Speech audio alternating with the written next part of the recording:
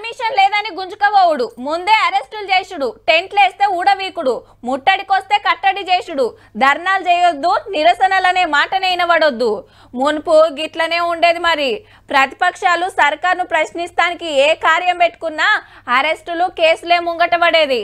ధర్నా చేయొద్దని ధర్నా చౌకే ఎత్తేస్తే ప్రతిపక్షాలు కొట్లాడి మళ్ళా తీసుకొచ్చిండ్రు.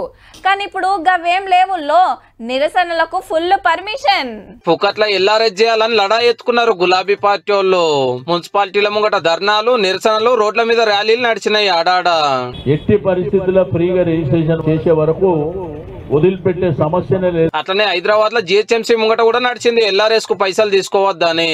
బీఆర్ఎస్ పార్టీ వాళ్ళు ఇట్లా పోయినరో లేదో కాంగ్రెస్ లీడర్లు వచ్చి పాలు చల్లి పసుపు చల్లి శుద్ధి చేసి అపవిత్రం అయ్యిందని ట్విట్టర్ పిట్ట కేటీఆర్ గారు అడుగుతున్నాం. ముక్కు పిండి పైసలు వసూలు చేసిరు.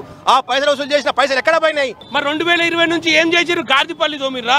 6 తారీఖు నాడు అందరు రోడ్ల మీదకి రావాలి, మన తడాక ఏందో చూపియాలని మొన్న మైకుల ముంగట స్పీచ్ దంచిన మన రామన్న ఇలా పత్తకు లేడు. కవితక్క కూడా ఏడగనవల్లే. పబ్లిక్ అయితే అస్సలు రాలే పార్టీ వాళ్ళు తప్పితే.